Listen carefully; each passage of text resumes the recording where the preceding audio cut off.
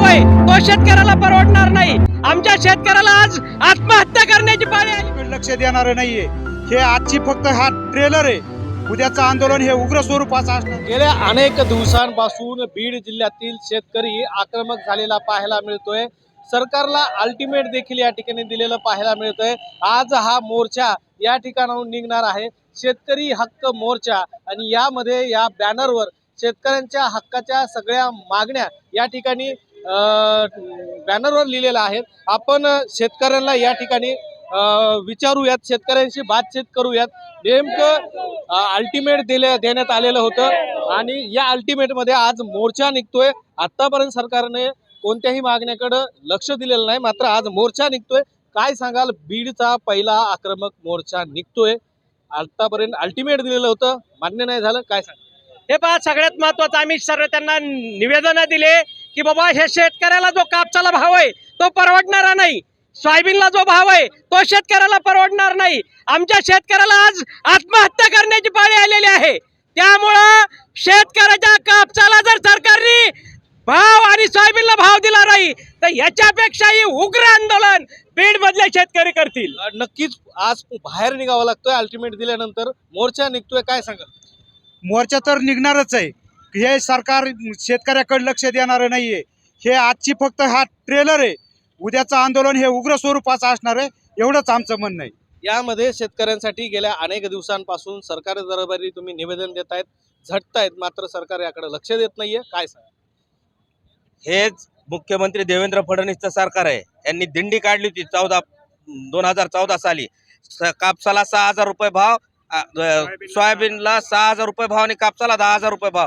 त्याचं सरकार 10 वर्ष झालंय, तरी पण ते आजही मागणी करत नाही। आमचे अनेक निवेदनं गेलेत, पण आता संघर्षाचा काळ आहे आणि आता संघर्ष केल्याशिवाय शेतकरी थांबणार नाही। सरकारला अल्टिमेट देऊनही मोर्चा काढावा लागतोय, काय भावना?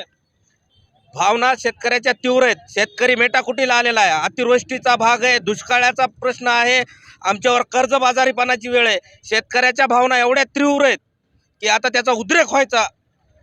अनेक गोष्टी बीड जिल्ह्याने महाराष्ट्रभर बीड जिल्ह्याच्या पाहिलेल्या आहेत। सरकार यावर प्रत्येक वेळेस नियोजन करतं, प्रत्येक वेळेस आम्ही हे करू ते करू म्हणतं, मात्र शेतकऱ्याच्या नशिबी निराशा या ठिकाणी पदरी पडती, काय सांगाल?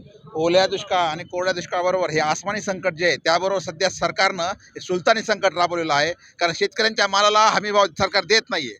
बीड जिल्ह्यामध्ये जर पाहिलं तर गेल्या 11 महिन्यामध्ये तब्बल 250 शेतकरी आत्महत्या झालेल्या आहेत।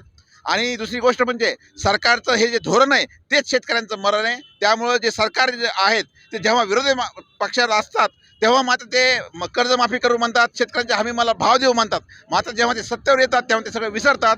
त्यामुळे या ठिकाणी सर्व शेतकरी पुत्र, कारण की शेतकरी पुत्रांनाच या ठिकाणी रस्त्यावर उतरावं लागणार आहे। कारण जे लोकप्रतिनिधी आहेत ते सत्ताधाऱ्यांचा प्रश्न विचारत नाहीत, प्रशासनाला प्रश्न विचारत नाहीत।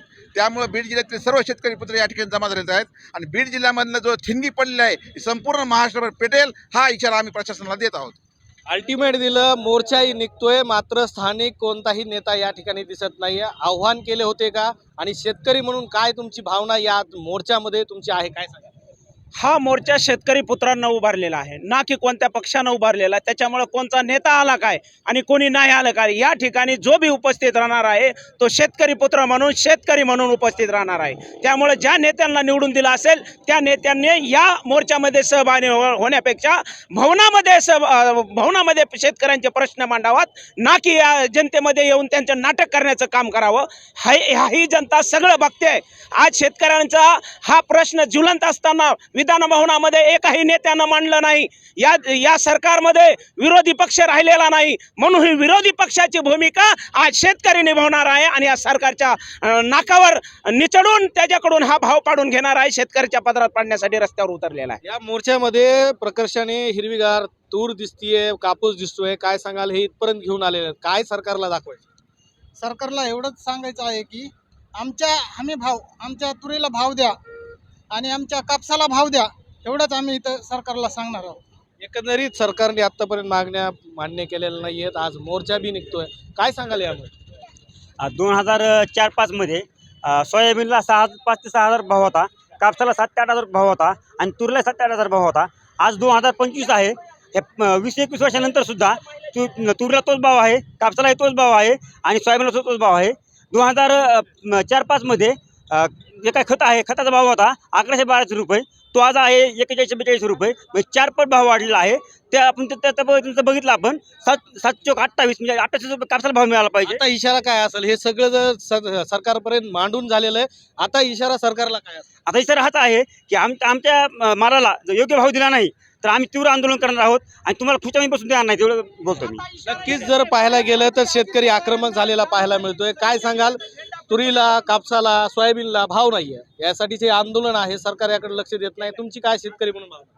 हे सरकार हे देवेंद्र फडणवीस सरकार हे गेंड्याचं कातड पांघरलं सरकार आहे आणि यांनीच हे मृदंग हे अभियान हे ते काढलं होतं, भजनी हे काढलं होते. यांनी विरोधी पक्षात असताना यांनी आंदोलन छेडलेलं आहे आणि हे आता ह्याला विसर पडलेलं आहे. आणि आता हे बीड जिल्ह्यातला शेतकरी एकदम चवतळून उठलेला आहे आणि हमी भाव तर नाहीच नाही, परंतु ह्यांनी काय केलेलं आहे, जिनिंगवाले असो किंवा आडतीवाले असो हे ह्यांचे लागे बांधे लागलेले आहेत आणि प्रत्येक मालात शेतकऱ्याला 1000 रुपयाने कमी भाव भेटतो, ऊसात कमी भाव भेटतं, सोयाबीनला 1000 रुपये कमी भेटतं, तुरीला 2000 रुपये कमी भाव भेटते. नक्कीच अशा प्रकारे शेतकऱ्याची जी आक्रमकता आहे आजच्या मोर्चातून या ठिकाणी पाहायला मिळते. आज बीड जिल्ह्यातील शेतकरी हे रस्त्यावर उतरलेले आहेत आणि हळूहळू जवळजवळ महाराष्ट्रातले शेतकरी हे आंदोलन करण्याच्या तयारीमध्ये आहे. यासाठी हे सरकार लक्ष देणार का हे देखील पाहणं गरजेचं आहे. मात्र आजच्या बीडच्या या शेतकरी याच्या पूर्ण मोर्चामध्ये स्थानिक नेते कोणी या ठिकाणी पाहायला मिळत नाही. ही सगळ्यात मोठी शेतकऱ्यांसाठीची मोठी शोकांतिका आहे. मात्र शेतकऱ्यांची ही मागणी आहे, आमच्या मोर्चात जरी नाही आलात तर विधानसभेत, विधान भवनामध्ये तुम्ही आमच्या ज्या मागण्या आहेत ह्या मांडल्या पाहिजेत.